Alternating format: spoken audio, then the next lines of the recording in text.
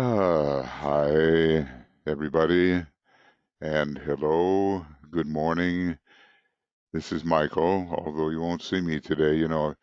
If Helen of Troy was the face that launched 1,000 ships, this morning my face will be the face that sunk 1,000 ships. So, Michael, we're still waiting to see your screen.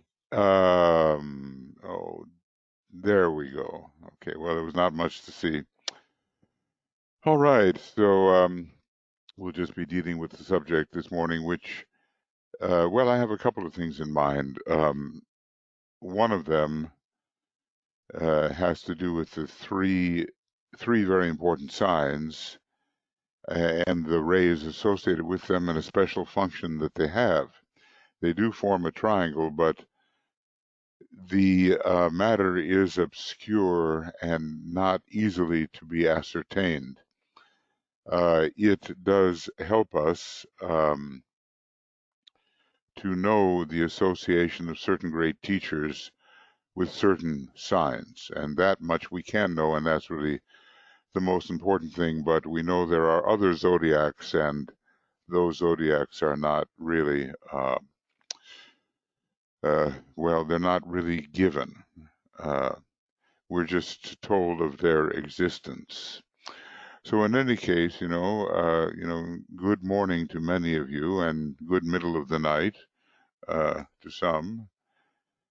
And I just want to welcome you, Brennan and Catherine and Frederick and Georgina and Ishtar and Joe and Carrie and Mariana and Mariut, Martha and Natni and Nesa and Risto and Suzanne, Tia, Vera and Zenaidi and Zipporah and Veronica. And over here on the staff side, we have Joe and Michael and Tuya, waiting for me to get into trouble, which I think I probably can somehow.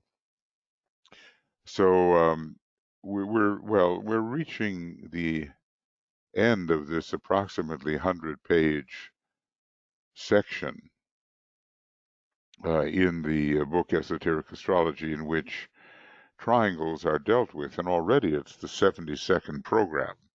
But then we'll have lots to do concerning our own charts, and I'm hoping that everybody has a copy of your own astrological chart, because I'm going to be wanting you to look at it in terms of the triangles which can be found within it. Yeah. And yeah, this evening we will have our normal triangle meditation, the one that DK is asking us to do with the visualization of our triangles partners and the great invocation. This is more the science of. And so I have a lot of speculations here, but I'm not going to get into them excessively because they are a little complex, especially if one has not made a special study of esoteric astrology, and even then there are just hints. So we have dealt with certain triangles recently. We've dealt with Leo, Sagittarius, Aquarius, and spent quite a bit of time moving from the individual to the group. We have also dealt with Aries. Let's see, is it Aries, Virgo, and Pisces? Anyway, I can certainly think of things that no, Aries, Leo, and Virgo. Okay, and if I were to continue that, I would go on to Aquarius and Pisces and make several triangles out of that. Michael is putting into the chat box various links that you will need.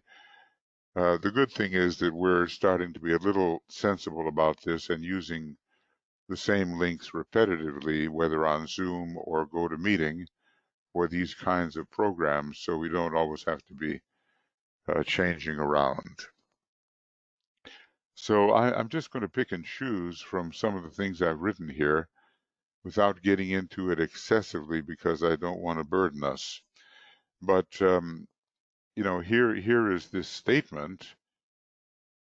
It is interesting to bear in mind that just as each sign is divided into 3 decanates, which are ruled by specific planets, so the zodiac itself is part of a still greater zodiac, and is our zodiac also divided into 3 parts. So, what are these 3 parts? And maybe they have certain signs they are connected with. So I'm asking, could those 3 parts of our zodiac be divided along the lines of the quadruplicities, which are the crosses, cardinal, fixed, and mutable? Now, he gives us 3 signs, particularly Scorpio, Pisces, and Taurus, as 3 very important signs forming a triangle and which divide our zodiac. So I'm associating, as a speculation, Scorpio with which is a fixed sign, would rule the 4 cardinal constellations, because Scorpio distributes via the great constellation Hercules, it distributes the first ray, and then so do the constellations on the cardinal cross. I mean, of the 3 great signs or constellations that we're talking about, namely Scorpio, Pisces, and Taurus, Scorpio is the most first ray constellation. Pisces is a mutable sign and would rule the 4 fixed signs, because the 4 fixed constellations express the second ray. And let me just say, i.e., i.e., the soul. And Pisces is the main second ray decanate ruler in this, greater kind of decanate setup. And then Taurus, that's the third of the signs of Scorpio, Pisces, and Taurus, would rule the 4 signs of the mutable cross, because the mutable cross expresses the third aspect. And Taurus in this connection also expresses the third ray, or the third aspect of divinity. I mean, as I emphasize, in this connection. And when you think about it, this does not have to do with the normal cardinal, fixed, and mutable in terms of these very great decanate rulers, which are signs ruling in a decanate fashion the greater zodiac. And here's something important. The Buddha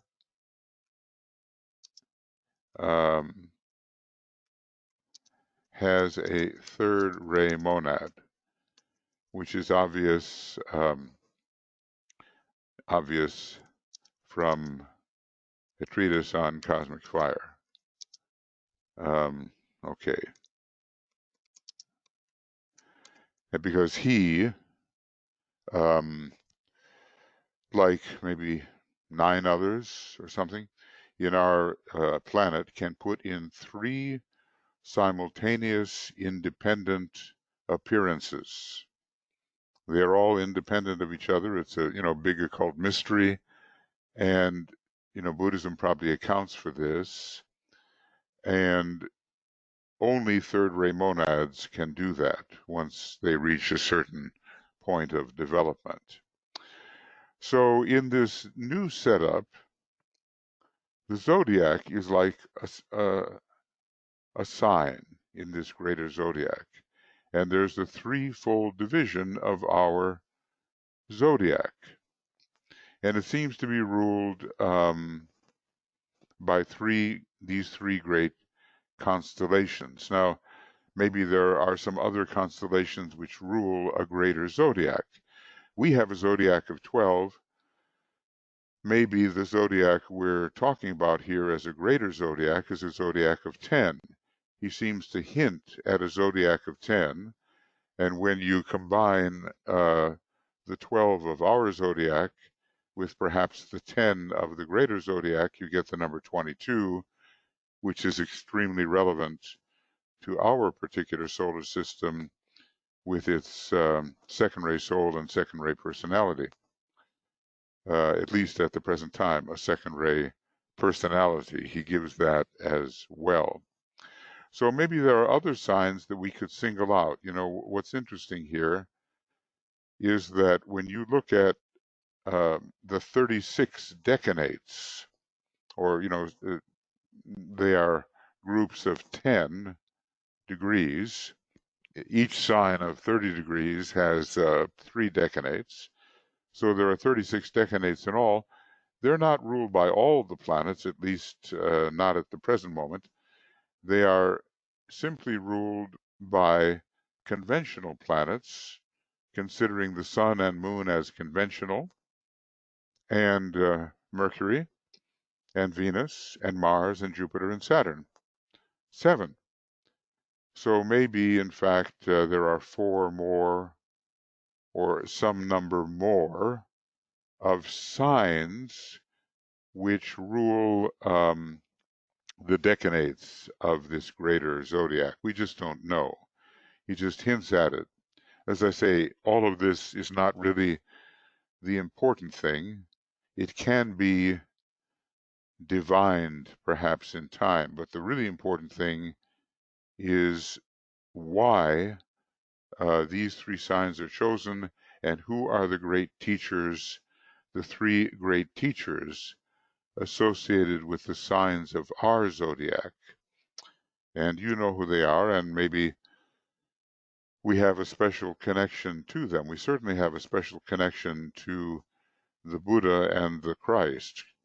The Christ is connected, at this time anyway, with the Pisces zodiac, assuming the Pisces sign, the major second ray sign.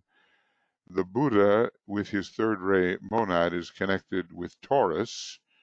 It is said that he was born on the full moon of Taurus, achieved his stupendous enlightenment of the 6th degree with a cosmic mental touch at the full moon of Taurus, and he died or passed on at the age of 80 at the full moon of Taurus.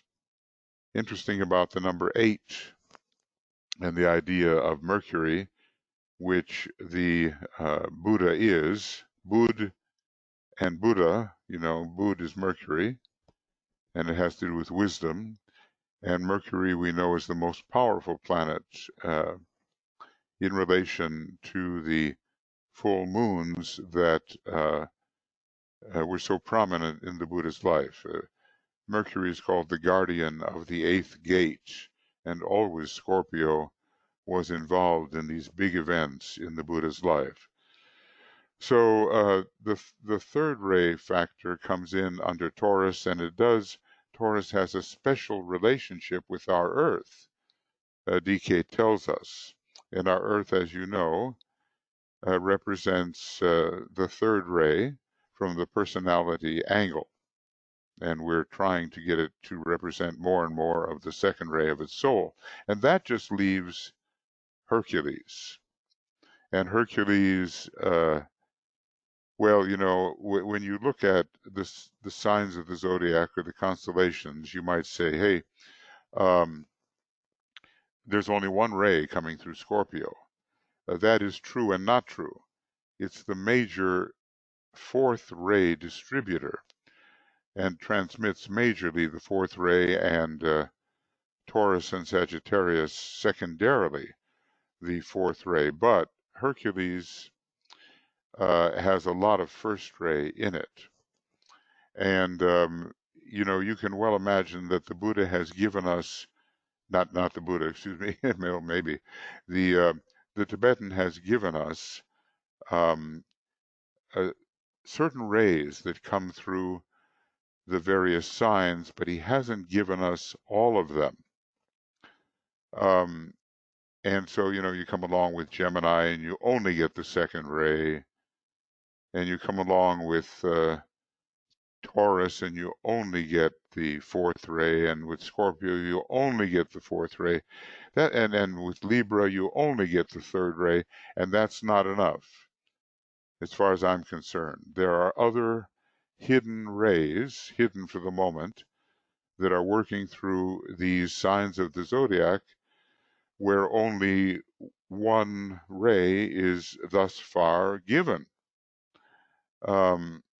So I've always suspected, given the conflict and tremendous struggle and the overcoming that goes on in Scorpio, that a hidden ray there is the first ray, in addition to the major distribution of the fourth ray.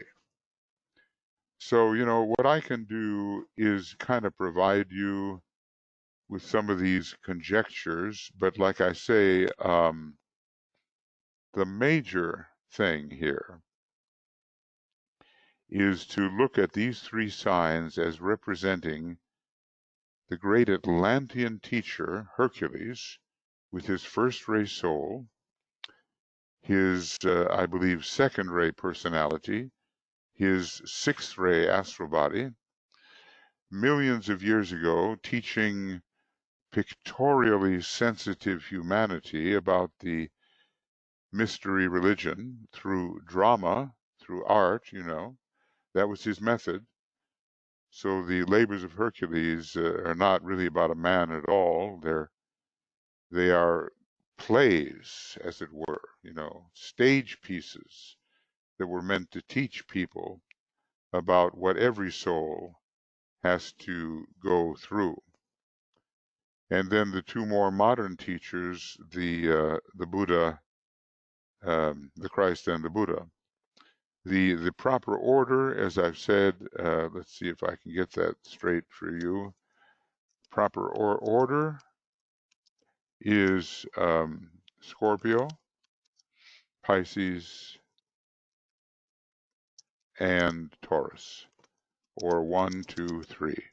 1, 2, 3. And, different ones of us, well, I doubt that there's any among us that really has, Hercules, who is now in Shambhala, as our main teacher, or maybe even as the main teacher in those former times. But there are disciples today who gravitate more towards the Buddha or towards the Christ. And the Tibetan says, well, it is the case with almost all of you, well, maybe all of you, that two significant incarnations lie behind you. One of them where you had a personality apotheosis, some kind of magnificence, where you're mentally colossal and emotionally vibrant and physically perfect. Sounds good, right? And then also a deepest aspirational meditative approach in some monastery or convent or nunnery or some cloister, and then you're ready for the Tibetan to train you the way he does train. So I have a number of speculations here, but I don't want to get too much into all this. I just want to say that there are three great constellations which are like three decanate rulers in a greater zodiac, and maybe there are more constellations as well, equaling out to 7 or 5. And right in front of you, you actually see the 7 decanate rulers, which are always used and are used by the Tibetan as well to cover all 36 decanates. And of course, every decanate has its ruler, and in every sign there is a triangle.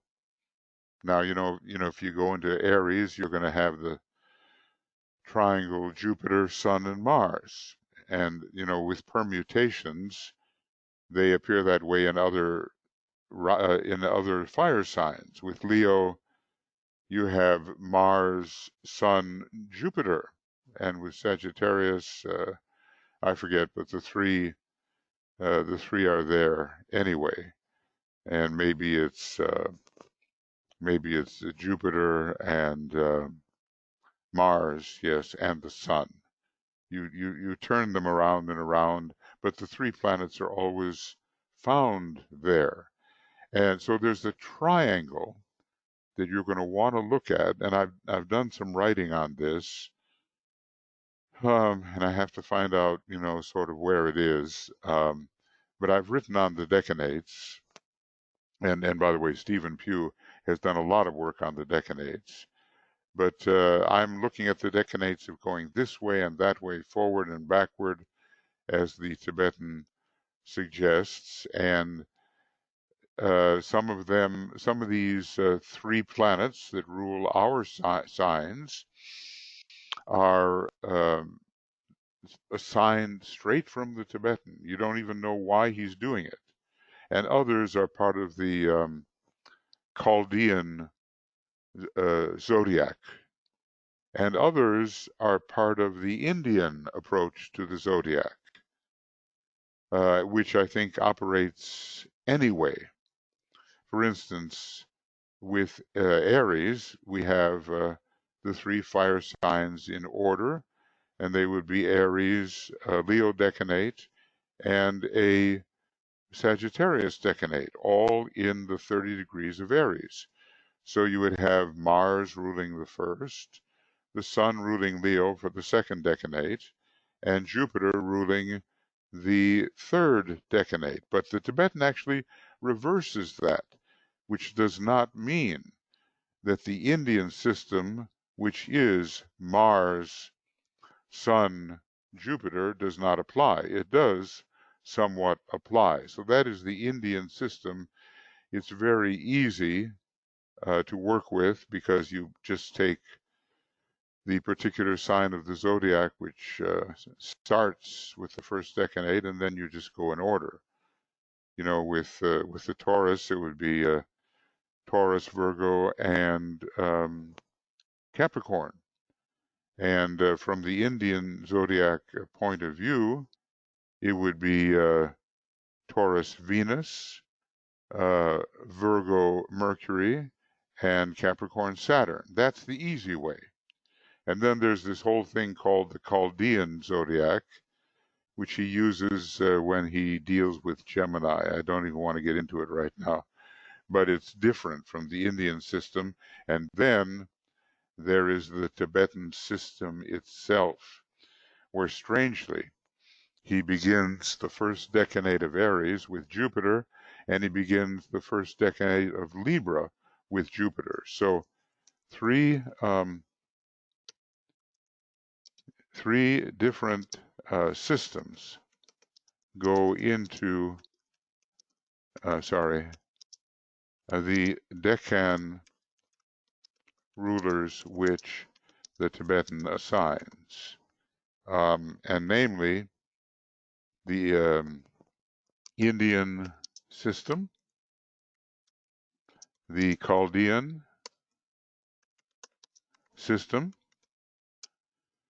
You'll find that particularly, I think, in Gemini. Maybe there's one more, and the Tibetan's own mixture.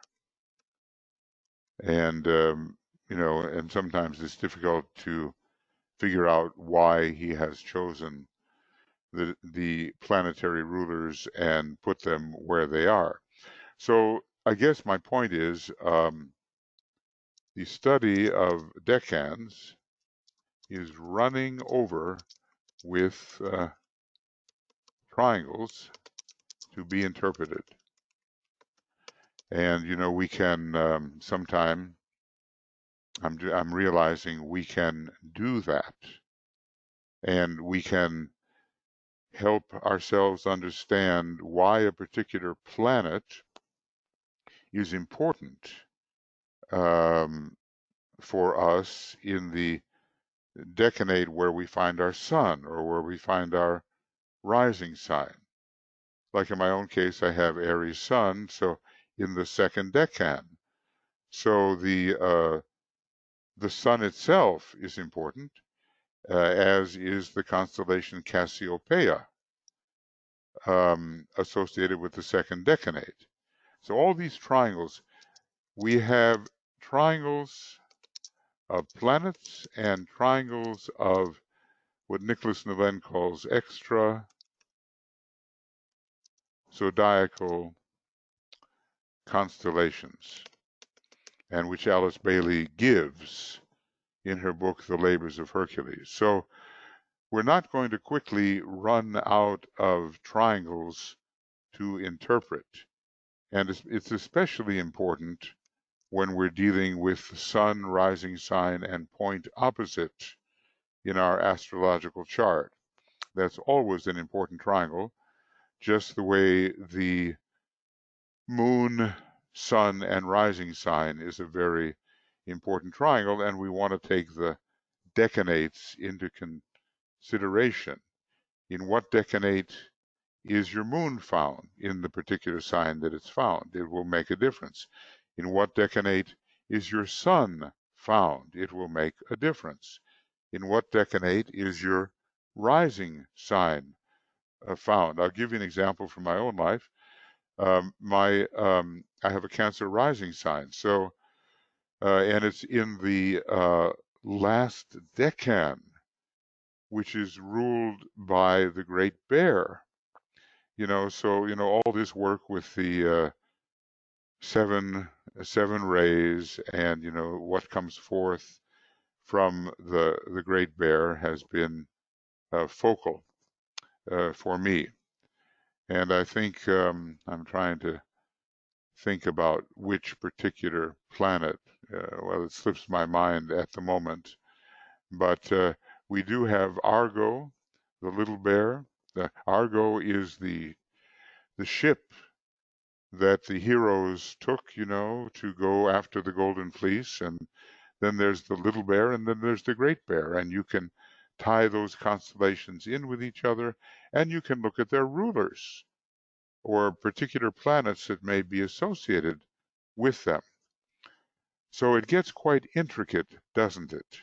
And, at least if you're sure of the rulerships, the orthodox rulerships of the signs, the esoteric rulerships, and the hierarchical rulerships, you can begin to play with the relationships. Otherwise, you're just always going to have to be running to the index, just, the way I have to kind of run to the index at the moment. I'll give you an example. If the last decanate of Cancer is ruled by the Great Bear, uh, you have to remember that the Great Bear is the 7 internal head centers of the great supercosmic logos, called the one about whom naught may be said. Well, our own head centers are ruled by Vulcan. So Vulcan is our low-level equivalent to the Great Bear.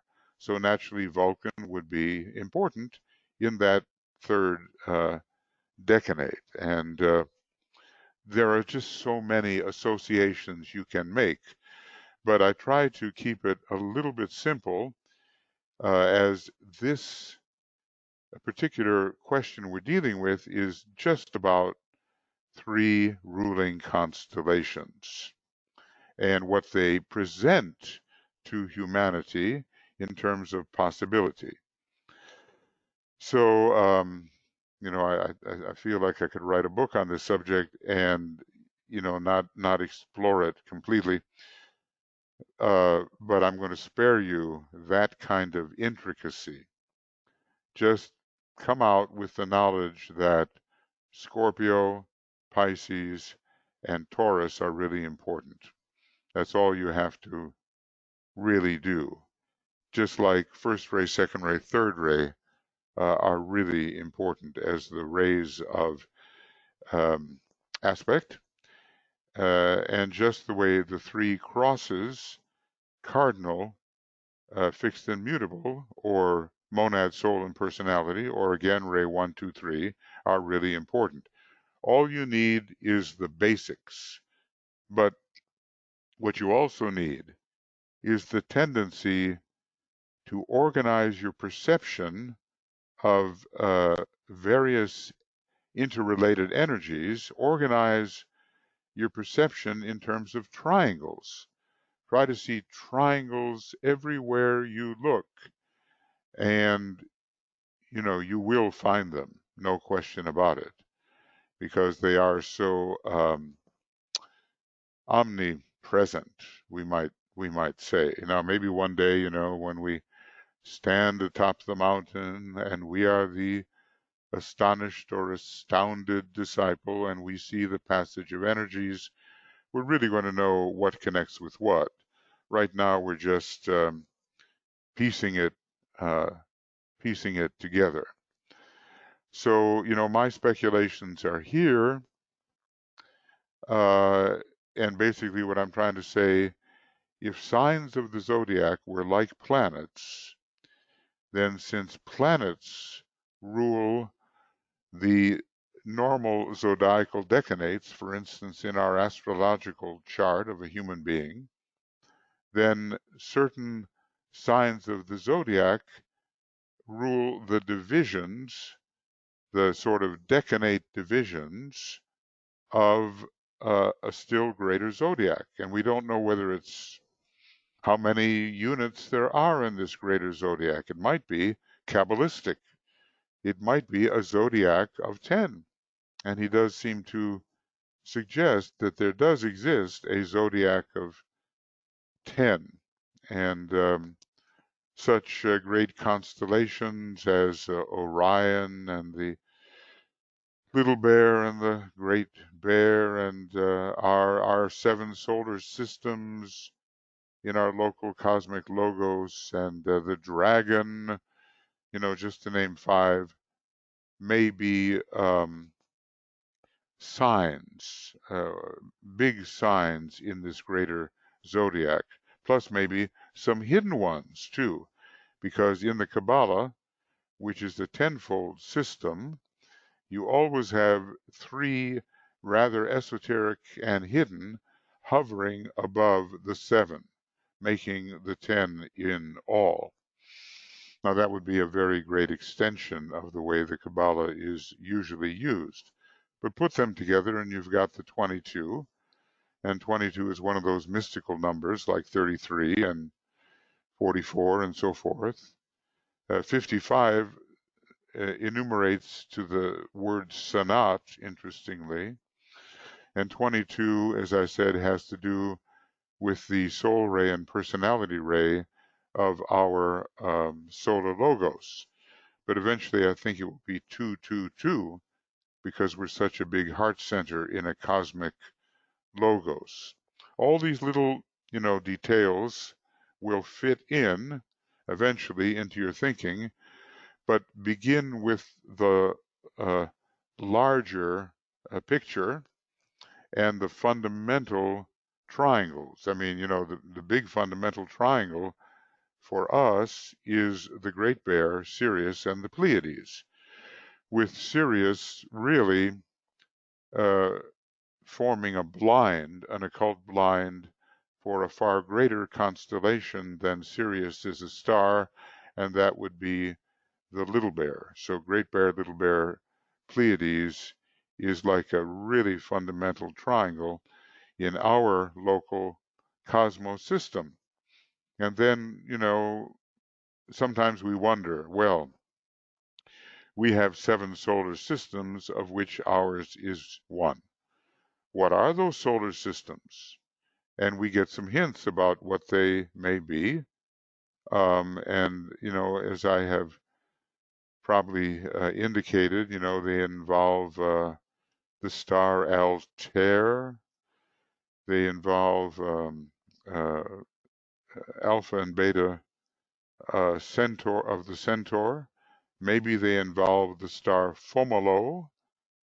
They certainly involve our sun. Maybe, well, we need a star for the throat center, and maybe it's Vega because it's a magical incantational star. And we would include Procyon, and then finally, maybe on top of the crown, we would include Sirius. That's one estimate of what are those 7 solar systems, of which ours is one. And then we would want to have which signs of the zodiac, um, well, no, excuse me, which cosmic logoi. So turn to page 293 of your Cosmic Fire. Which cosmic logoi are the 7, let us say, that are the chakras in the one about whom naught may be said, because constellations are as chakras. So we have systems within systems within systems, systems above systems above systems above systems, and we can extend a little way in kind of our local cosmos to see what they are. There is a story that the masters know the names and qualities of certain neighboring galaxies, and they have, in their records, they have this. We don't have this, but we might have one little hint that uh, our galaxy, the Milky Way, is in a masculine relationship with Andromeda, the neighboring galaxy. But we don't know, anything much beyond that, and yet all of that is classifiable. All of that has its way of being named, with rays assigned to it, and with every galaxy considered as a chakra within a 7-fold or 10-fold family of galaxies.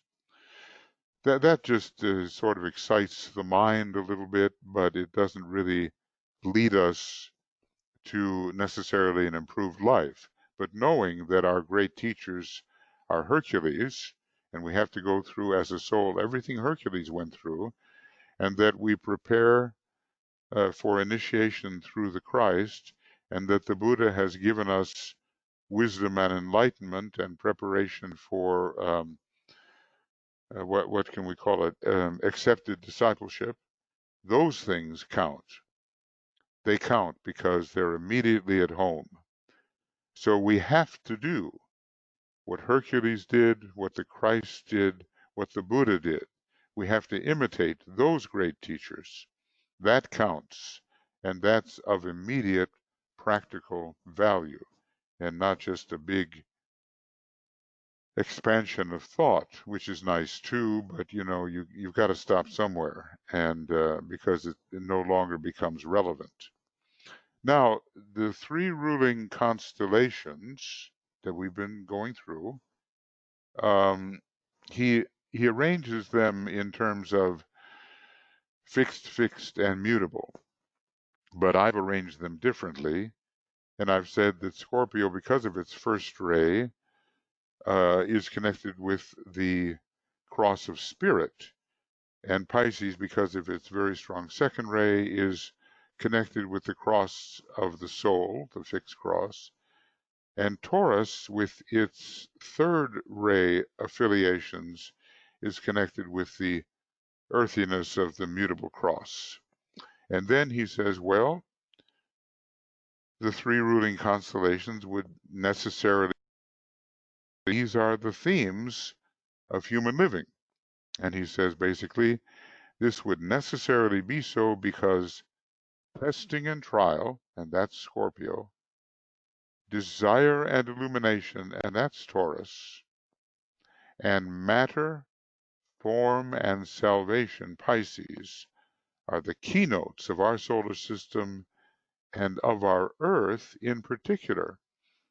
So there's really some kind of very close relationship between our Earth that represents the base of the spine of our solar logos and our solar logos and his solar system. We are kind of a source of solar systemic kundalini, and there are a couple of other planets maybe that are involved in that. So take a look at these qualities and just for a moment realize that this is what is being given to us in a very practical sense by this particular triangle: testing, trial, desire, illumination, matter, form, salvation. You know, go forth into matter. Well, that's a very kind of clockwise wheel interpretation of what you can say about Pisces. And although Pisces has a lot to do with matter form in the beginning, it also has to do with the salvational release from matter form later.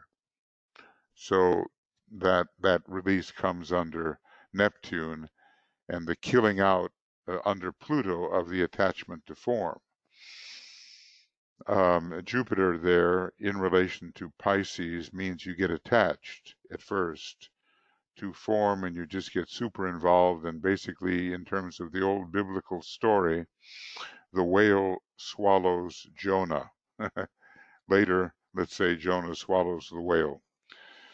You know, and then with desire illumination, it's the black bull and the white bull. So the black bull is the raging instinctual nature, which at last through the refinement of our desire nature into aspiration, the highest form of aspirational incentive, I forget exactly how he says it, is found in Taurus. And it leads to the great pouring forth from the mother of illumination, which is Taurus. And then, is there a difference between testing and trial? Well, maybe trials are more final. After you get tested, you go into the trial to see whether you have really passed the test. And, you know, Scorpio, testing and trial, rules the human kingdom, which is a Mercurian kingdom, and Mercury is the strongest planet in Scorpio. And, you know, we have to lift our consciousness onto the Mercurian transcendental mind plane, the Buddhic plane, in order to be free and pass the tests and be declared no longer guilty in the trial. So these are the themes which this great triangle gives us. And when you have some of these signs in your chart, and maybe of course they form different kinds of triangles, but even having one in a prominent place ruling the sun sign, maybe the moon sign, or the rising sign, then you're going to pass through this kind of experience, and you know, you will be tested in one of these areas. If you have all three, well, it's quite synthetic then, and you're coming to a point of climax with respect to these keynotes of our solar system and of the Earth in particular. So when you think of good old Mother Earth here and what humanity is doing upon and within the planet, these are the words that count. And that is the triangle that counts. The triangle in this order of Scorpio, Taurus, and Pisces.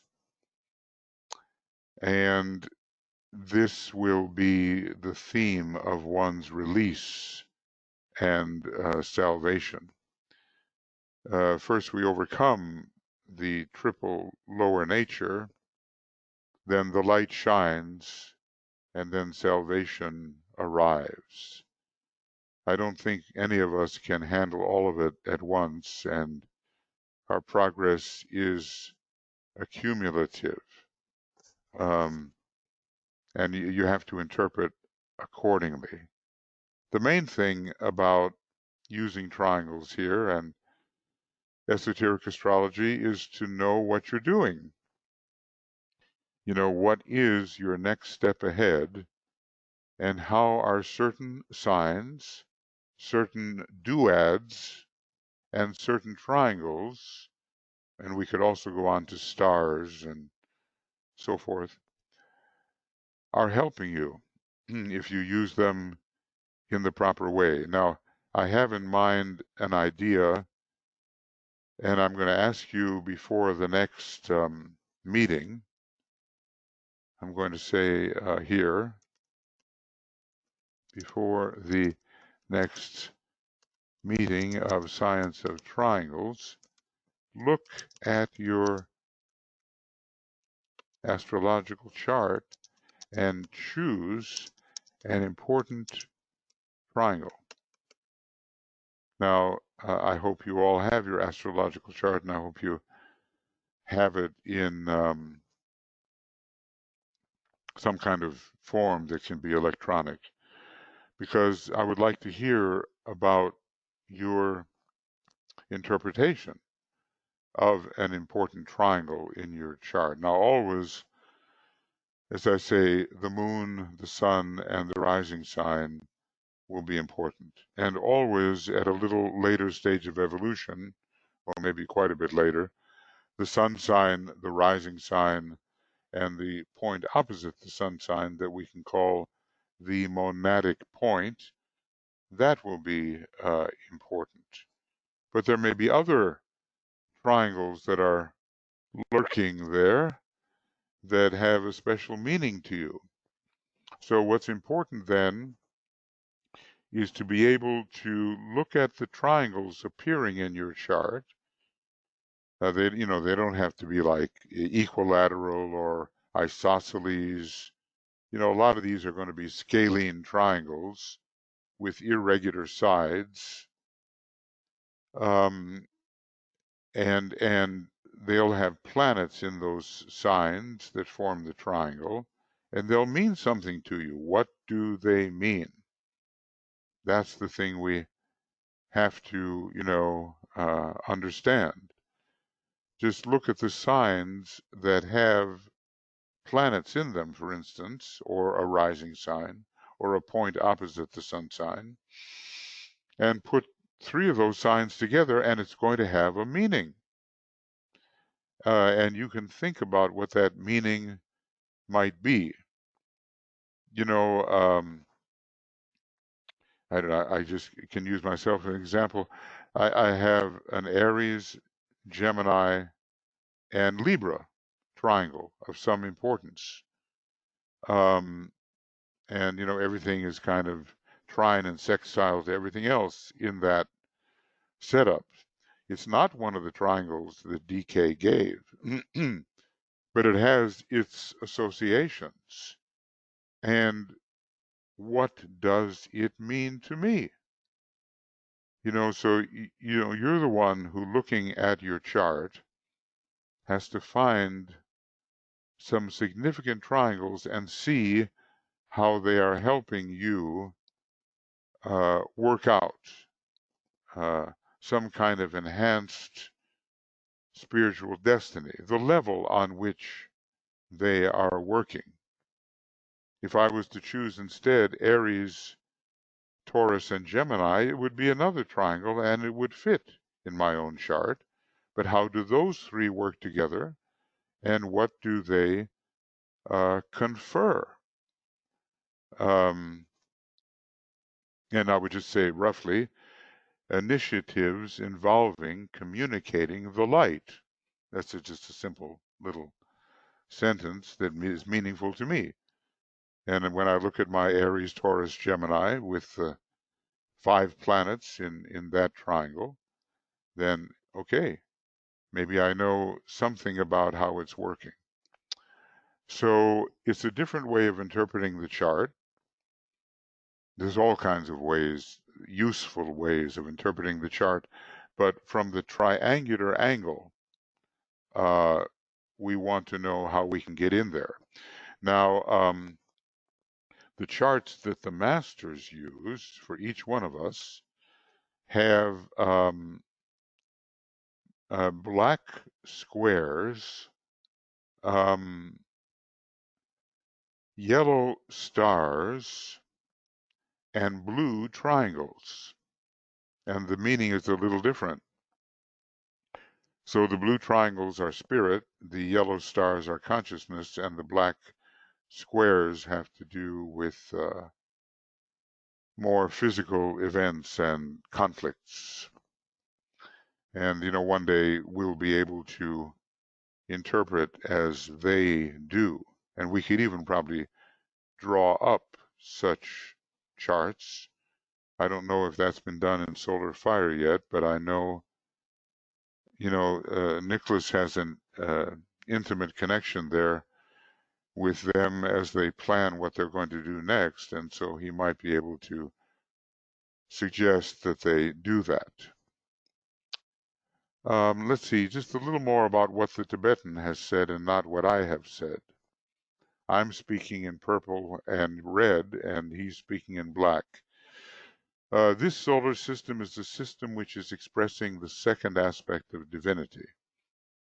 Obviously, the second ray soul and the second ray personality, and hence the emphasis upon the forces pouring through Scorpio, Taurus, and Pisces. Now, that's quite a statement. Taurus is the second sign. Pisces has loads of second ray, and Scorpio is involved in a triangle with the cosmic Christ, our local cosmic Christ of Sirius. So we have that triangle, Sirius, Scorpio, and Mars. They're all related to consciousness, and he asks us to ponder on this. And two of the signs are related to magnetic energy. The magnetic energy of solar fire, you can turn to page 50 and you'll see three, well, maybe I just go there. I've shown you that before, of course. And I've shown you that, but you'll see it. Dynamic energy comes in uh, from three sources: Sirius, the Great Bear, and Pleiades.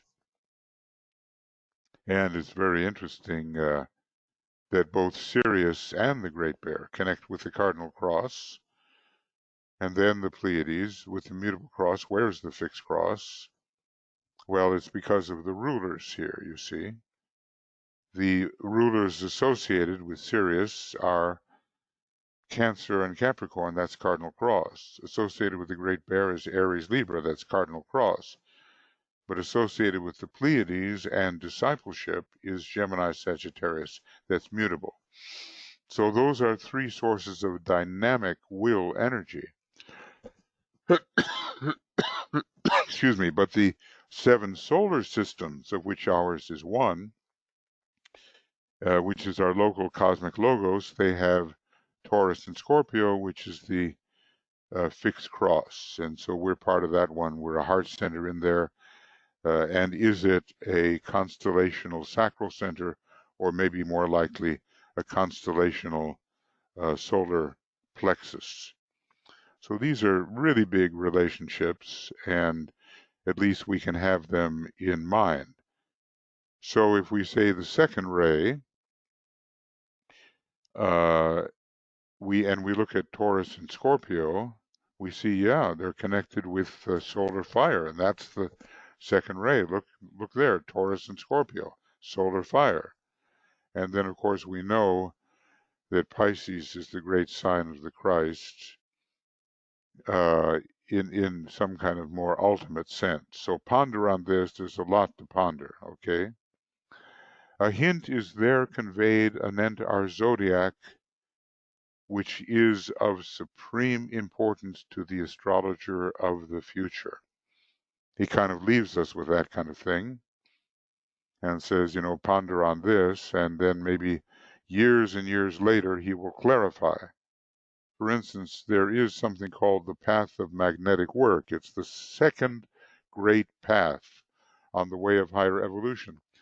And at first, I think he just tells us that, hey, Gemini is associated with this cosmic astral plane path.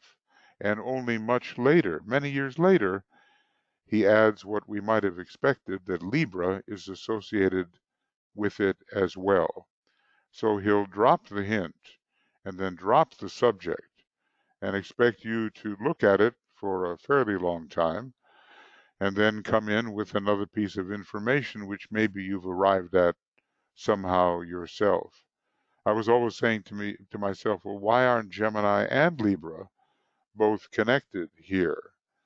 And then it turned out, that in fact they were in a different writing on the cosmic paths, and especially on the second path of magnetic work.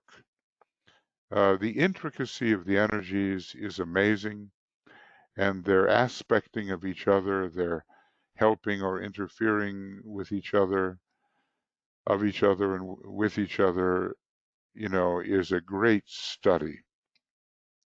So he says it will be found, as we've been saying, the three great sons of God express for us the quality, the keynote, and development, which is expressive of each of these cosmic decanates.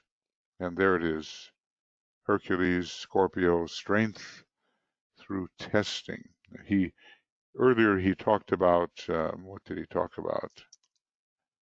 Test and trial. And now he speaks of strength. The Buddha is, a new word is added, not just illumination, not just desire and illumination, not just desire and illumination. Well, maybe I capitalize, but struggle. And now you probably remember one of those mantras connected with Taurus: let struggle be undismayed.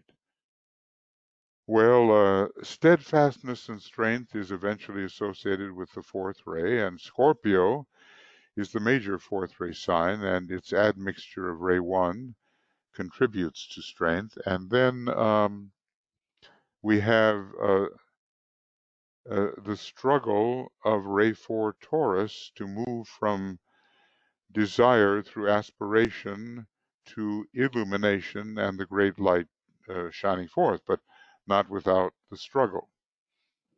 So I'm asking myself here, does light relate to the second aspect of divinity or the third aspect? But, it really relates to both, but I would say more fundamentally the third aspect even than the second aspect. And then finally here, the Christ, uh, resurrection through sacrifice. And what are the words he uses up here? What are the words? I've got to find them. Matter, form, and salvation. So these are the words he uses, and he adds to it something else. Originally, he uses matter, form. Matter and form are not the same, Form is a second ray building process. Matter is the constituents which are built into the form, and salvation. And now he adds a resurrection and sacrifice.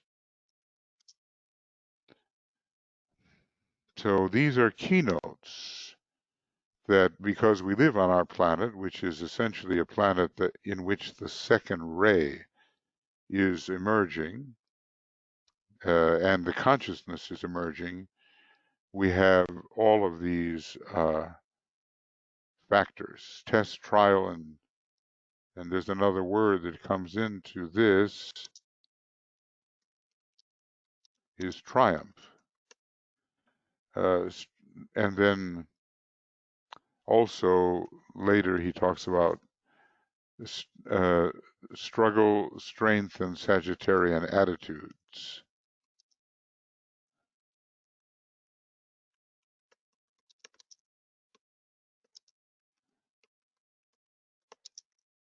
Okay, so we're adding a few words here that enlarge the picture.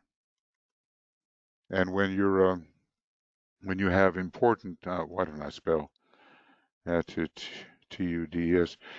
When you're having some important points in these signs, you're right in there with the process that's going on in our planet, and you have to see how you are responding to it. So eventually, Pisces, although basically a second ray cosmic decanate, is the great sign of the second ray and has to be extremely helpful in bringing in the second ray soul of our planet, and through sacrifice and through such representatives as the Christ. He's the most recent world teacher, the most recent bodhisattva. There have been others, but he had the cosmic touch. Excuse me. And so did the Buddha. So they are somehow very special teachers. And it says here, in a peculiar sense, these three constitute a triangle of initiation and are of paramount potency in the initiation process. They express strength, illumination, and love in full expression.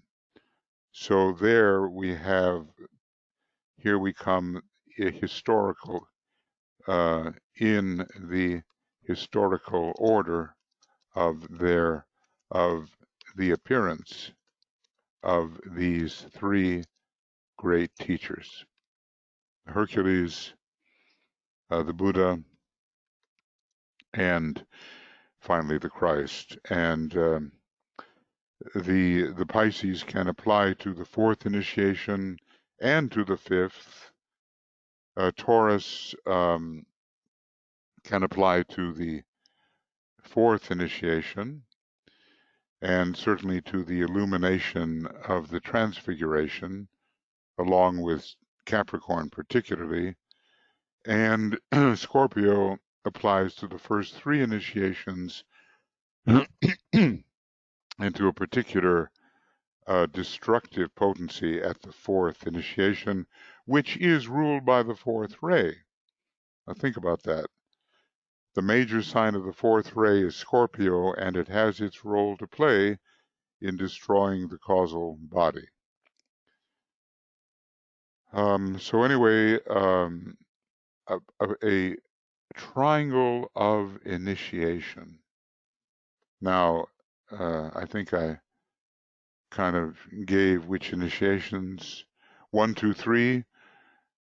The first, second, and third initiation, Scorpio expresses its peculiar testing potency.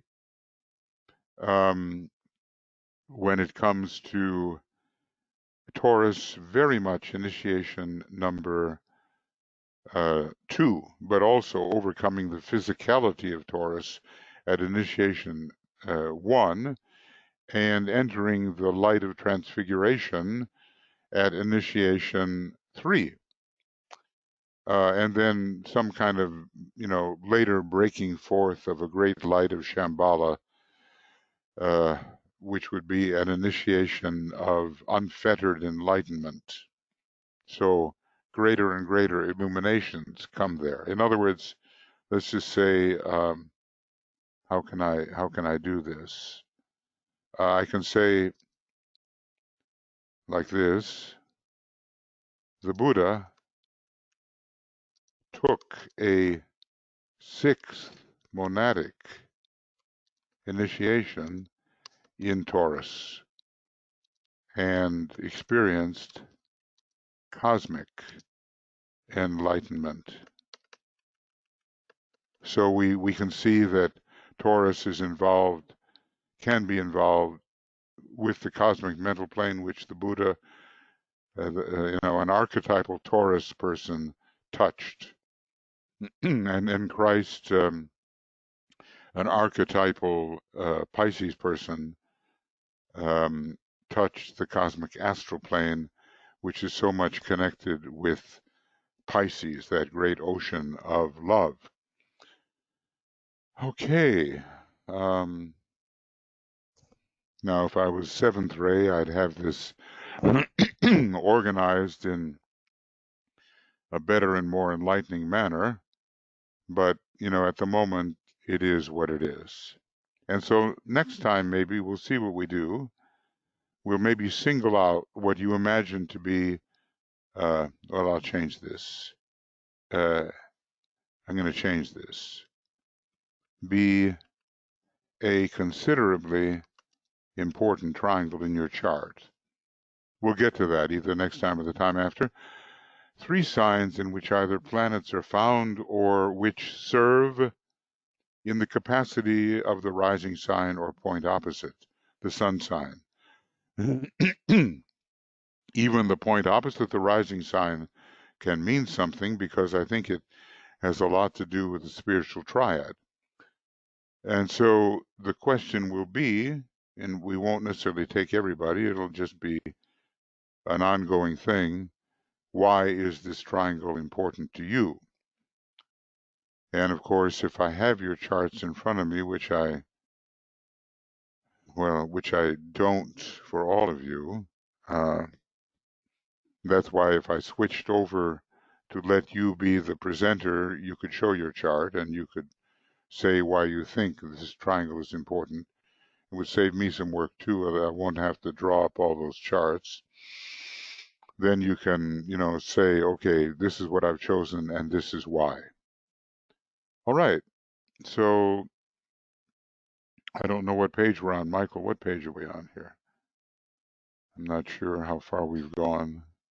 We have moved to page 487. And I don't even want to ask you where we began. 486. Hey, wow, progress. Okay. Okay. Sometimes I think studying in depth is like, stepping in the mud. You get stuck dealing with a particular subject, and there you stand. So, okay, so the next time that we get together, this is the end of 72, and we've gone to 487, and our day today is the 22nd of July. This is where I usually make my mistake, and this will go to the 73rd program, and we'll start at 487, and it'll be 22nd of July. It'll be 29th of July, and it'll be evening.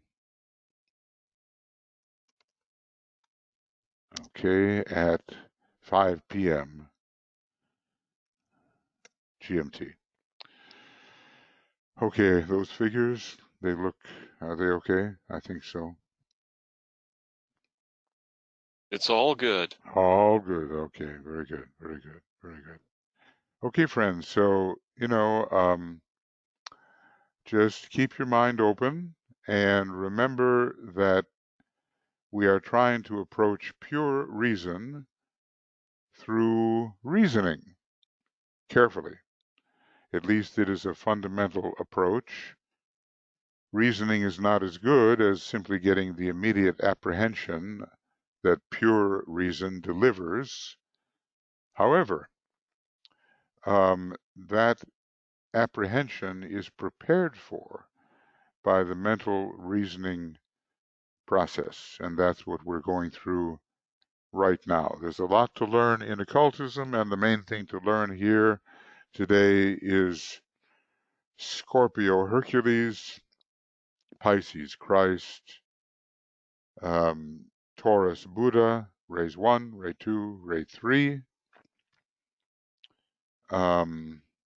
And from the overall rulership angle, cardinal cross Hercules, fixed cross Christ, and mutable cross Buddha, even though the signs don't fit with those designations. 3 great teachers, 3 great signs, which are signs that are related to a greater zodiac, the way planets are related to the decanates of our normal 12-fold zodiac with 36 decanates. I mean, we really, frankly, don't even know what this greater zodiac is, but he has hinted at a kind of zodiac of 10. Maybe I can find that kind of hinting somewhere. I don't want to go digging for it now. All right, now it's your turn to ask or make statements on what we have studied here, or anything in the field of occultism. I realize when I say that, I kind of open the door and, watch out what might come in. You never know. But you have to take a risk. And occultism is a big subject, and maybe we can throw some light upon that anything in the field of occultism opportunity. So, Michael will field your questions, and it looks like, well, I already see something. Vera. Yeah. Hello, Go ahead. hello, Michael. In the light of what you presented today, a decanate, if sort of pondering on what meaningful triangles we can find in our chart, if I don't have exact time of birth, it's just the guessing, and so how far, how accurate my pondering can be? It can be accurate with respect. You know the day, don't you? Yes, yes. Okay, so it's accurate with respect to all planetary positions, probably except the moon. It's certainly, Except, okay. yeah, it's certainly in most cases accurate with respect to the sun.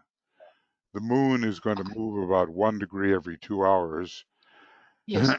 So there's a possibility of roughly 12 degrees there, and yes, the moon could move, but maybe you have a hint. Is it morning, midday, night? Night. Yeah. So if you know it's night, you've cut off 12 hours of possibility.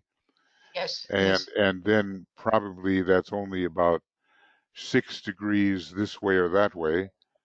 Yep. And if you have a moon position that you've been working with in the night of your birth date, then you can't move too far in either direction with only 6 degrees. Right. The problem is the rising sign. That's right. The midheaven and the rising sign. And there, if you know the sign that is rising, and and you can do that physiognomically, let's say. Well, basically, Elena Dramcini is terrific at this, at rectification. She spent just years and years of the most exacting labor in rectification. I do it too. It takes me hours and hours. I guess it takes anybody hours and hours. And the list of people's, important dates is really, really important there. And, I don't at the moment have the kind of time where I can, sometimes even, put in 5 hours or more on the individual chart. But there are in our Esoteric Astrology group some people that are really good at it, and maybe they would help you with it. Have you ever made a list of the really important external and psychological. Yes, yeah. You have You made that list. attempted that sort of years ago, and I think I will stick with what I have. That's the most educated guess. And thank you for the answer. You satisfied me so that I can do my best. Yeah. Well, you know, if what sign do you give yourself? Well, see, first of all, what is your birthday? 4th November 1946. So Scorpio. So it's Okay. Sun Scorpio, Yeah, and you're in Moon the Pisces. second decanate. Yeah. You're in the second decanate of Scorpio, which is ruled Yep. by Exactly. Ophiuchus, the serpent handler. Yeah. Sometimes you would say it's Hercules, sometimes, but Hercules does seem associated. Well, Tui and I have different points of view on this, I think. But it's either Ophiuchus, the physician, or it is Hercules, you know, one or the other. It's not the serpent itself. And then what do you give yourself as a rising sign? That I'm sticking with Cancer Uh-huh. as the last decanate. Okay. Yeah, I mean, you know, and we can stick with whatever we think really works. Have you ever had your chart meticulously rectified? I don't know meticulous, but I had several sort of very good answers from the Moria, from Eva Smith, Yeah, BL, Eva's, yourself, Lawson. yeah, all the people involved know something. Yep. You know, when I do rectification, boy, I really match up the event with the timing, and it just depends. You know, if you're completely satisfied with what you've got, that's great. But Elena is really good at pinpointing exact timing. She does charts of the disciples in the Alice Bailey group, and along with Nicholas and Philip and Jeff Logie, and you know, people who've had years of experience in astrology. And I think and BL, of course, you know, very good researcher, and they come up with some pretty, you know, convincing times. Yeah. So if you want to take the risk, you can do it, or if you're just totally happy with what you've got, you can stay with it. You know, for myself, I would always try to push ahead, and I would take the risk, but on the other hand, if you've had sufficient answers so far and Cancer is rising, then Scorpio, Cancer, and where's the moon? Pisces. Pisces. Wow, all that water. Whoa, that's Yeah. amazing. Okay. Well, then they go in terms of Cancer, Scorpio, and Pisces. And then Cancer becomes the most important. And of course, I always use pictures of people, photographs, and several of them as well. So if for any reason you want to have a slightly expanded adventure, let Elena and me know. Okay. And we'll see what, you know, Elena might be able to do. She may have methods now that are a little faster, but if I know Elena, she's already spent, what did Joe, are you here? I think what you said, or someone said that Elena had spent 36 or 30 something programs on the chart and life of the disciple CDP. Yeah. I mean, so that is meticulous entirety beyond expectation. But I'm not saying that that would be the way it would be for you. Maybe it can be determined quickly.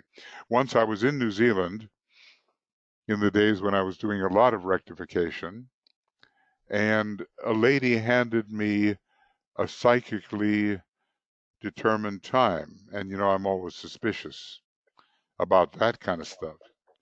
And it turned out that no matter what I did and how careful I was, I still kept on coming up with the same time that she gave me.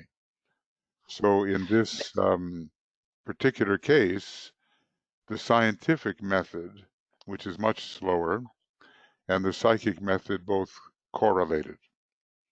I guess I just want to know the facts, you know. So just think about it. Let me know. Send me your chart. Maybe I have it somewhere, but send it You again. will have it. It was like I didn't want Cancer rising sign, and I was trying all sorts of other things, but coming back to Cancer. So that's a sign. Well, yeah. And then, of course, with some of these Cancer rising people, I ask, does the headline on your hand tip downwards, or is it straight? I have a friend who has a lot of the sign Cancer, including Cancer rising and also the sun sign. And the headline on the hand is just like my own. It goes down to the mount of the moon or the mount of Neptune, as the case may be. So sometimes the astrology of palmistry enters into it as a confirmation. The astrology of the physiognomy enters into it. I studied with a very good astrologer once. He's long gone, but he said if a person does not look like their chart, the chart is wrong. Mm. So, you know, the physiognomy is a big deal because it somehow reflects the whole inner personality and even aspects of the causal body. The rays are in the face and the signs are in the face. It's a wonderful study and will be capable of expert diagnosis in the future. Okay, well, okay, Vera. Thank you very much. Thank you. I'll try to dig that up. I'm just so, you know, over the top right now, but maybe, you know, if you want to go further, there's a way to do it. Okay. Thank you. Thank you for your thoughts. Okay. Okay, Michael. Ishtar has a question, but is not able to ask out loud because she has a screaming 2-year-old grandson nearby. Ah, one of those. Yeah. and so it's been a long she time writes, since I've had one of those. You know, I've had some screaming grandchildren, but that's the beauty of sometimes being a grandparent. They don't, the amount of time that one witnesses the screaming may be significantly less than the parent, and maybe not, of course. It's just apparently this happens to live with her. okay, well, and she's getting the full measure. Yeah. Okay. Yes. Ishtar writes, thank you, Michael, for the triangle info. I'm still learning, laughing out loud. Aren't we all? Deckanate, I hope hot OT right. Let's see, what is that? I hope hot OT right. Is that a code? I'm not. I wish me. Any tips to study this? Thanks so much. Well, I have a bunch of, you know, I have a bunch of stuff on the decanates. I'll tell you what, Michael, if you will kindly pester me, I will send to you my analysis of all the decanates going clockwise and counterclockwise and associated constellations. And I'm certainly not saying that it's the last word. Certainly not. And I have differences of opinion with certain quite good theorists on this matter. And I'm not saying that I'm right and they're wrong, but I do have something that will that should help. And we'll get into that, and I'll send it to you, Michael, and you can, if I can just find it. You know, it's a lot of material, and then people can receive it and see what they make of it, and then we can go over it. You know. Right. Yeah. She's having difficult time writing on the computer because the grandson is hanging on her. Ah. Well, it's sometimes. I wonder how long it would take the grandson to type out Shakespeare. I mean, some of the crazy theories are that if you turn, let's say, a monkey loose on the keyboard for long enough time, eventually you'd get the complete works of Shakespeare. I believe that grandchildren are a lot better than that, but I still doubt. I think we have to keep control of our own keyboard somehow. That's the complete works of Shakespeare in a different language. Well, actually, and what they say is this is a whole discussion about what is chance and what is destiny. In other words, what is deliberate and what is by chance. And they seem to think that these are for the people who think that the whole universe has been created by chance and not with any intelligent design or purpose behind it and all that. So they say, hey, you'd get what you got. You just have to wait long enough. And well, then, bless their hearts. yes, I imagine they're still waiting. And I imagine they'll be still waiting when each universe expires, and they'll still be waiting. Okay. Okay. So yeah.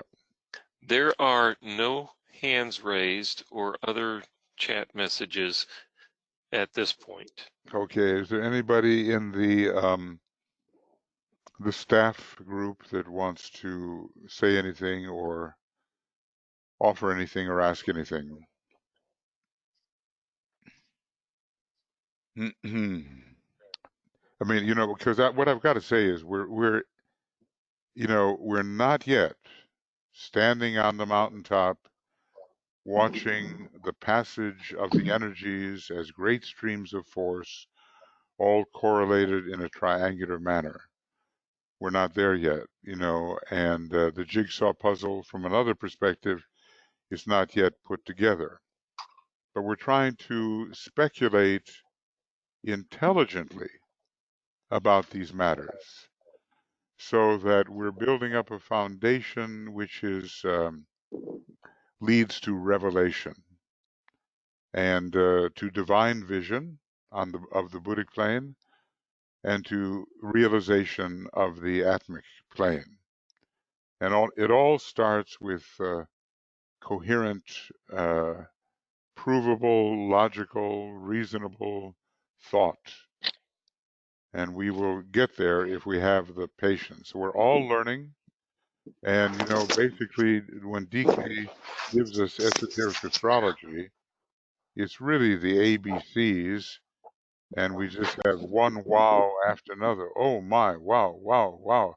And every one of those wows leads in a direction of possible revelation. What is needed is the persistence, and that focused kind of beam of thought energy that can force revelation. Michael, Tuya, do you hear me? Yes. Indeed. Okay, do you hear me well? Because I am here in the wind storm, actually. Yes. Go ahead. I was just thinking about this, the great fundamental triangle, when we think about the Great Bear and Pleiades, and then do we count the Little Bear or Sirius as the sun aspect?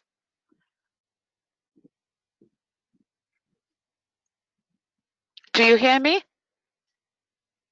Did I lose you? No. I'm not lost. I'm saved. I'm among the found. I believe it's the little bear who is the son of the big bear. And I believe that Sirius is important in that triangle, but I believe it is a blind for the little bear. There's only one place where this magnificent triangle of Great Bear, Little Bear, and Pleiades is mentioned in the books and in the astrology book. And there are many places where Great Bear, Sirius, and Pleiades is mentioned, but only one place where the higher correspondence to Sirius is mentioned, and that is the little bear. So I always try to read it both ways, because if you think about it, look. So Let me just yeah. finish one thing here. That Sirius is a dwarf star. It is maybe, I don't, one of the figures given. It's 33 times brighter than our sun. But the little bear is an entire constellation, which has in it the supergiant Polaris. It's a much more powerful entity and more on the level of an asterism. And the Great Bear is an asterism.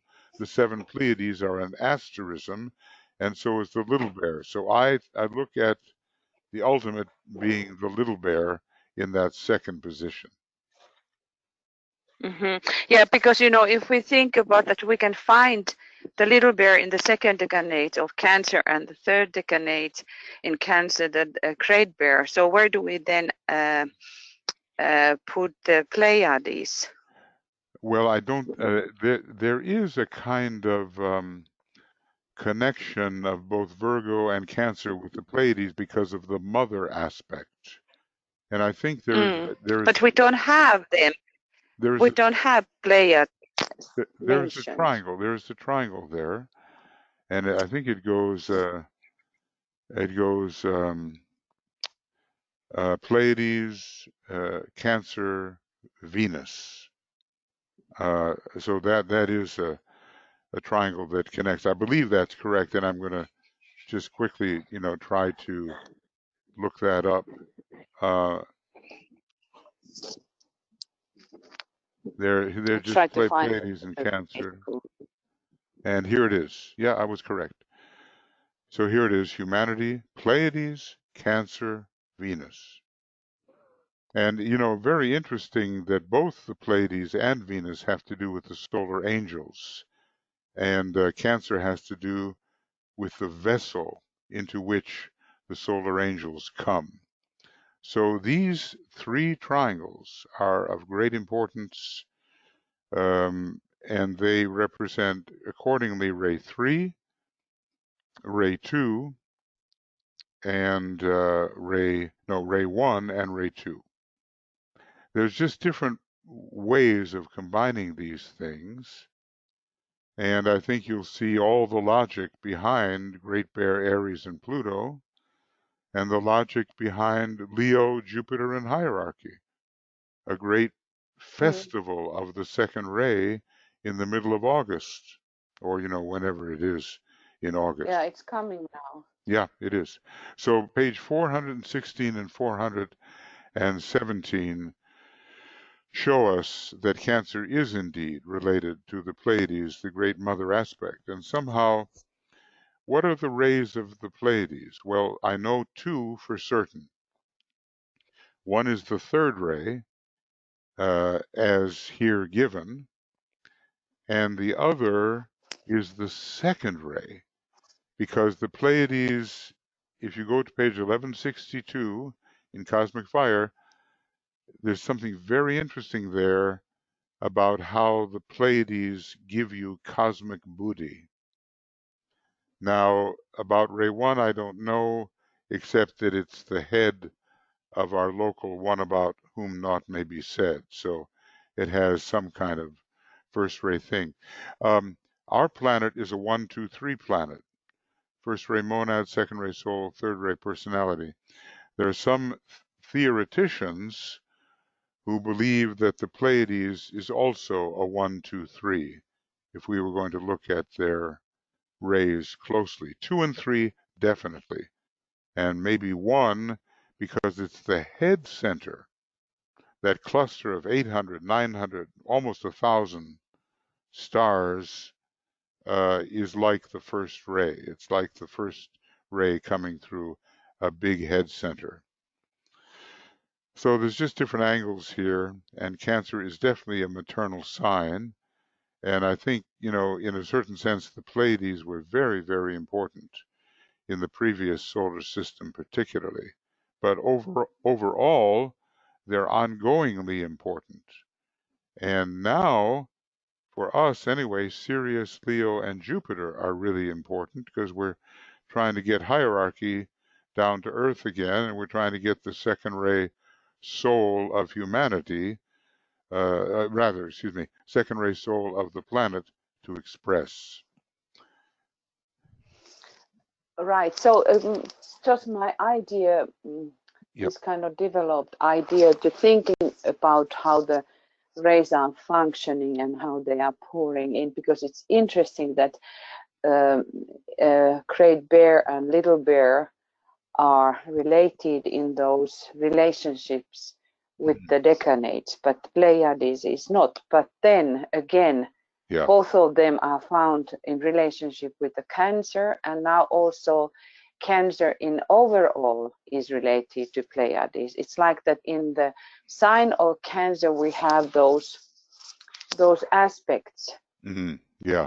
And what I was thinking, just in this is only hypothesis and theory, when we try to understand about our own life, how the rays are working through us. So where we find the Cancer in what house or houses, it could be telling us in our own lives that how these fundamental ideas are worked in this particular life, in what areas it is landing in our particular life, and how then the solar angel is trying to work this trinity when we try to make mundane holy and sacred, so that that we could get this kind of more conscious alignment. But this is so high thing that we cannot be in this tiny life aware of that, how they are functioning. But it just came to my mind when you were mentioning about those in the beginning and your chart. That yes, I think, and could, especially, what you say is correct. And what DK talks about is the arms, the 12 arms of the new type of chart. So he doesn't talk so much about the houses anymore as the arms.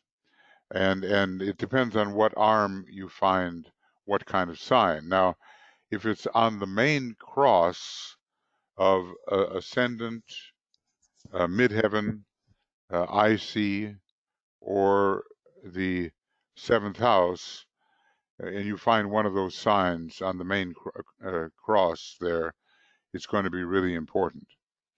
And especially because I have. You go ahead. Sorry. You go ahead. Yeah.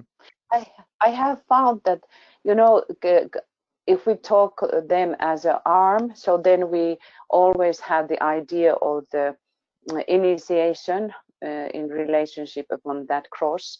But anyway, it gives us the idea that what kind of energy behind that particular individual chart is that fundamental quality of that arm. Behind that is always fundamentally. So if that is like we have the Cancer in, let's say, like in 6th house, so then we have Virgo, so earth quality behind. Yes. So because for me it tells about the methods. I'm very interested always about methods, that what method is functioning and working, because the life is always bringing for us tests, and we have to figure out a conscious way to win the day. And if we can study these elements, then it is giving us the way how to solve this problem or situation, because it's always the elements which are going to give us some hint. Like in the wind, in the natural laws, when there is a wind, we have to look from which direction the wind is coming. So there's a lot of help for us to consider if we want to look. Yes, we can go in very, very deep, and the greatest and the oldest of all the sciences, and just on the eve of a phenomenal development during the Aquarian age. So often, Aquarius is considered one of the major astrological signs, and its ruler, Uranus, is considered a major astrological indicator. So we have what we need, and before long, DK talks about how we will have the horoscope of the soul. Now, what we have right now is how our soul works out in our personality chart, some of the ways that it does that, how the soul ray works out in our astrological chart, and how the soul sign, if we ever would really know it, like we know it for nations. Think about that. We know that for the United States and Russia, Aquarius is the soul sign, and it just stays. But we don't know what each one of us has for a soul sign. We know a soul ray, but not a soul sign, and Foster Bailey hints at the idea that each of us has this ongoing soul sign, and we could look at our normal personality chart and say the soul sign is working out this way.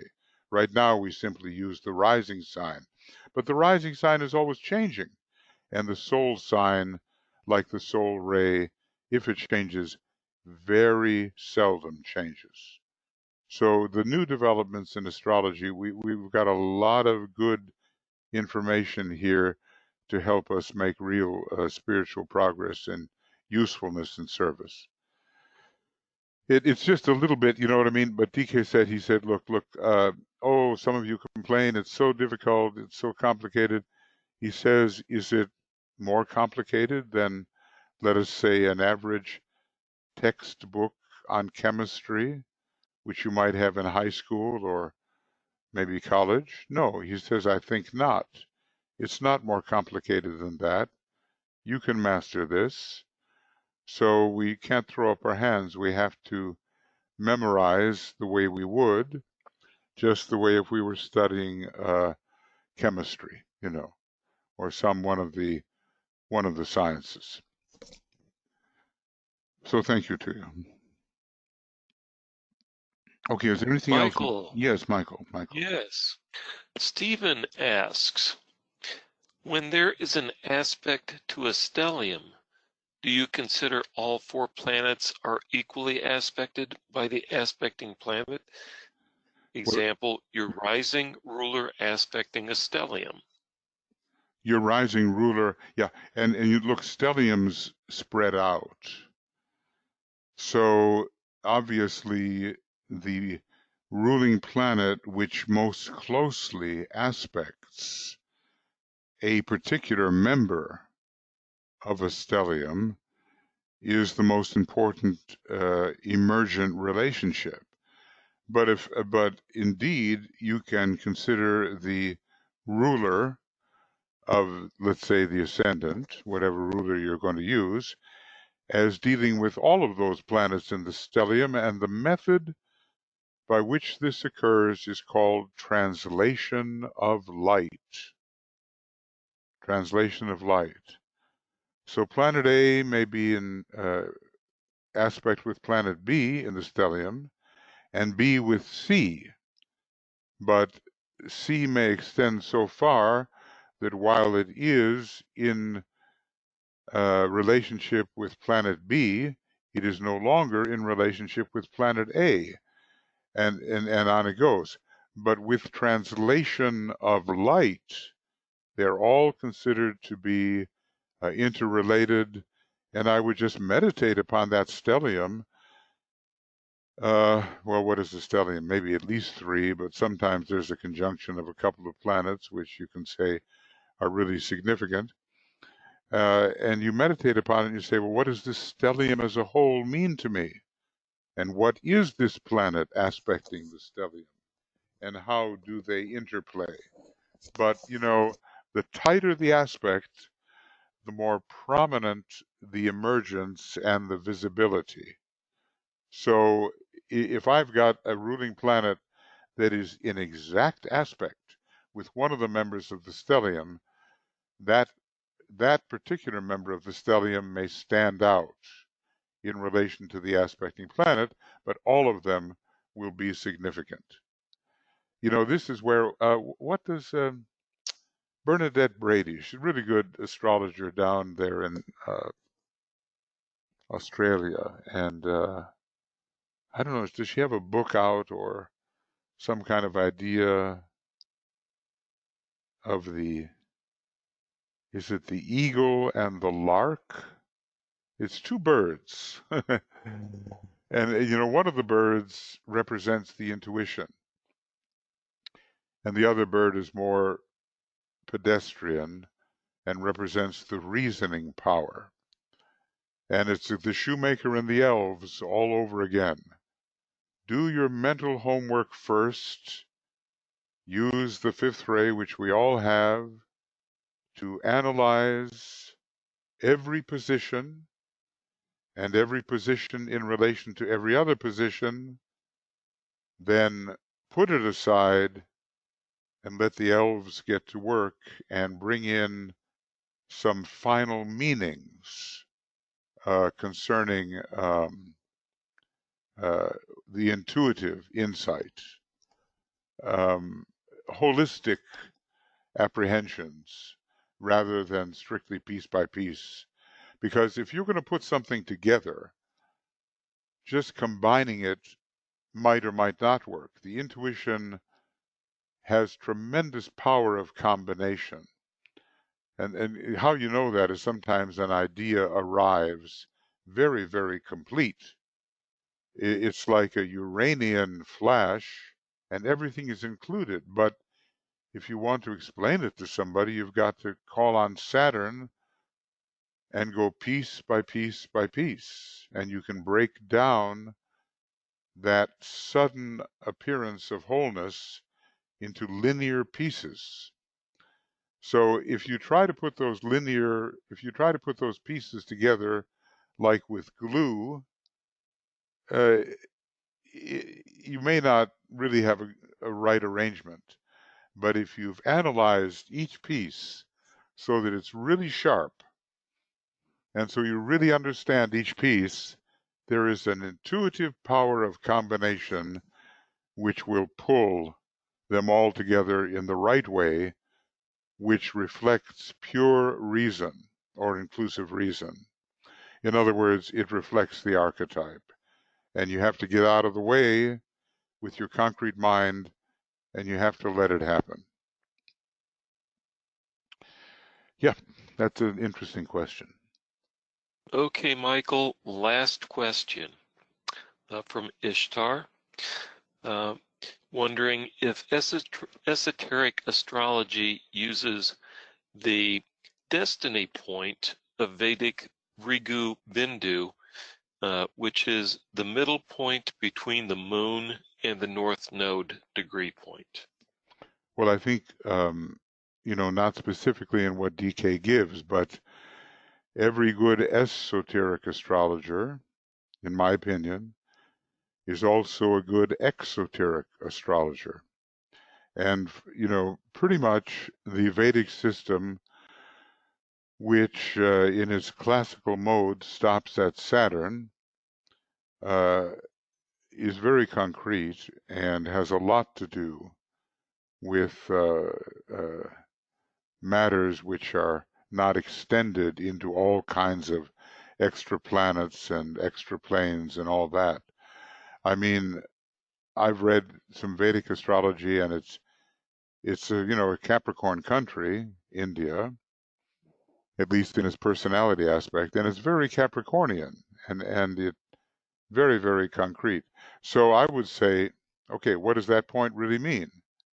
There is a way to look at midpoints so that they become really significant, and you can take your principles of esoteric astrology and you can compare them with the testimony of the midpoints. There's so many, you know, you're starting to get now into Arabian third ray astrology, which is so mathematical, coming up with all of these different points based upon relationship between two or more factors within the chart, you know, the part of fate, the part of destiny, the part of marriage, the, you know, the part of mother-in-laws, the part of father-in-laws, you know, it gets so incredibly concrete, and maybe for the people that can handle it, it actually does indicate the kind of concrete contacts that one will make. So I would just say, whatever there is in any form of exoteric astrology, and there's all kinds of methods, see what the interpretation is and see in what way it blends with the more esoteric presentation that the Tibetan is given, with all of the additional planetary rulers, with all of the additional planetary points, asteroids, which are all meaningful, and precipitating and disappearing planets, etheric planets. You know, it's just loads of things in the new esoteric astrology. Compare them. That's all I can say. The Tibetan per se doesn't get into all of those mathematical details. He says this is the astrology of meaning, the astrology of consciousness, and the world of meaning is the world of the soul. So he tries to lift the whole thing up into the discussion of the expansion of consciousness. Now, I've talked with a number of Saturnian astrologers, and they just say, oh, I'm not interested in all that psychological astrology. I want good, hard events. Give me events. And I studied with such a person, and I thought, well, you know, I learned something here about concretion. But that's only one of the synthesizing planets. What about Neptune? What about Uranus? You just can't stop at Saturn. So, you know, a definite yes and no. What's the interpretation and how does it fit in this very new type of astrology which the Tibetan is giving you out of tremendous ray knowledge and knowledge of the creative hierarchies and knowledge of the ways that astrological factors play out at different stages of evolution. Just turn to page 332 and 333 in the astrology book. You'll see the undeveloped, advanced, and disciple initiate categories of interpretation. And that's something really important and quite new to our consideration. A point of interest, perhaps, is that in the 30-some webinars that Elena did on Disciple CDP, one of the later ones did look at midpoints. Okay. Well, they are important, you know, and there's an axis there between 2 points that is ideal for combining the influences of the two. Now, sometimes you also have the planets in conjunction, and the midpoint is very close to the two.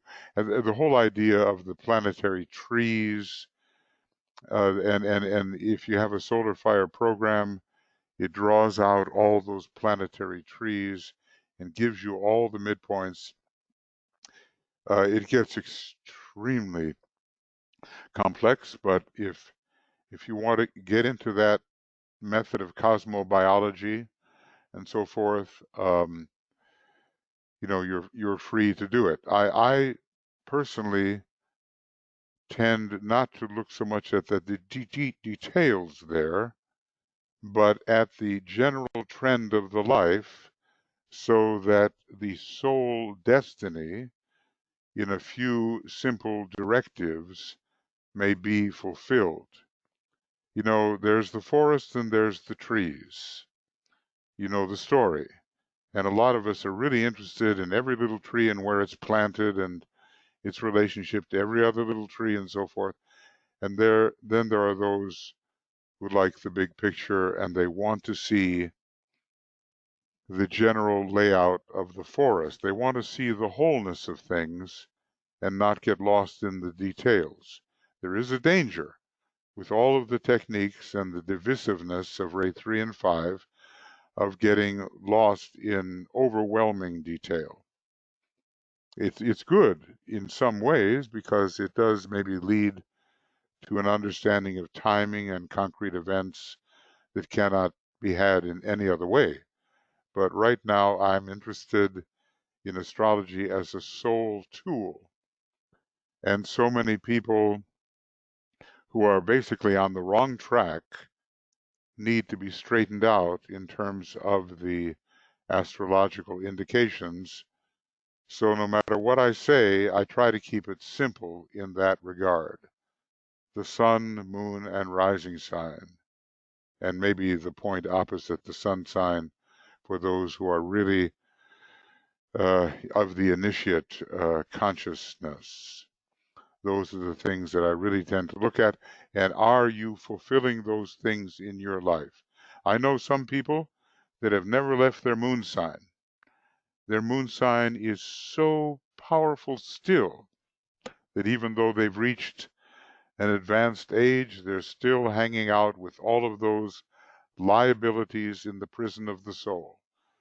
Some people never leave their sun sign and just live the personal life on and on.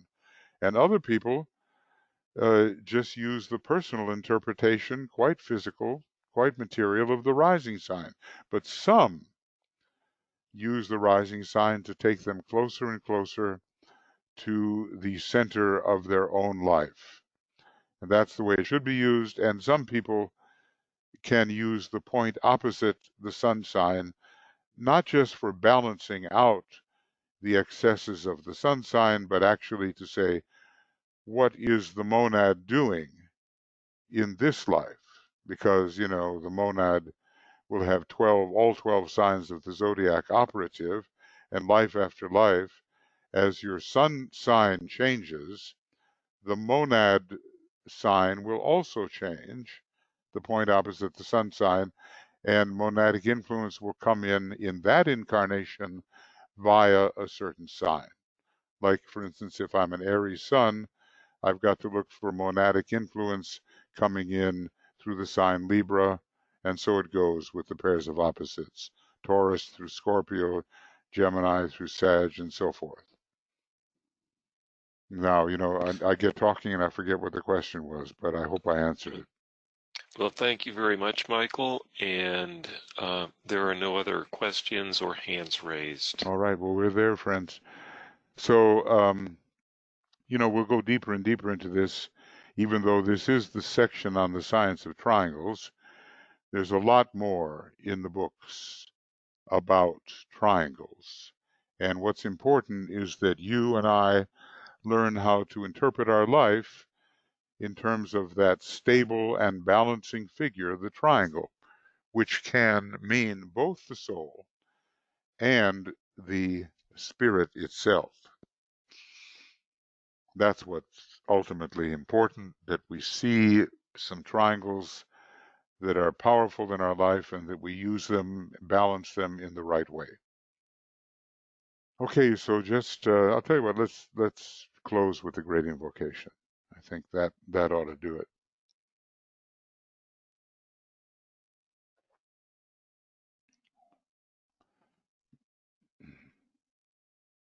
And then tonight,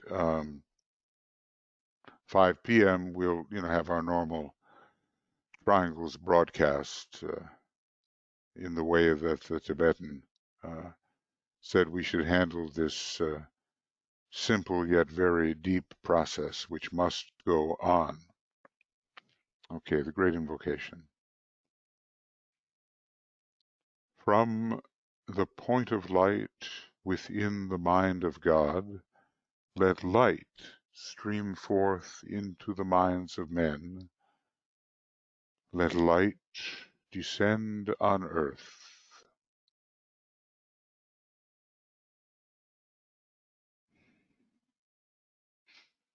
From the point of love within the heart of God, let love stream forth into the hearts of men. may Christ return to earth.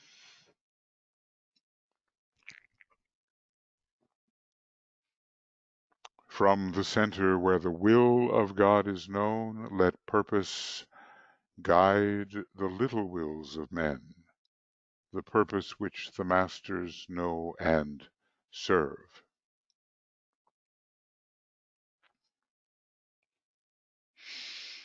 From the center which we call the race of men, let the plan of love and light work out, and may it seal the door where evil dwells. Let light and love and power restore the plan on earth.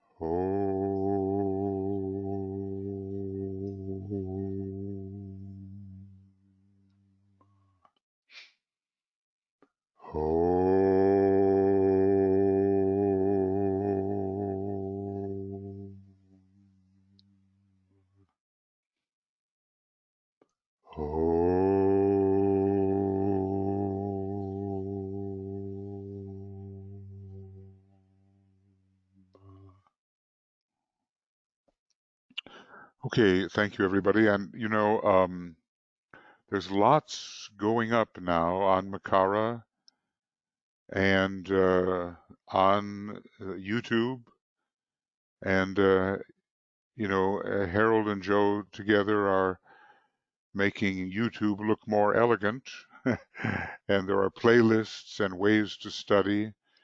So, you know, in the Moria Federation, we have, I think, a very good program of study, and some of these supplementary materials will help you on Makara, makara.us, and on our YouTube, Moria Federation Esoteric Education.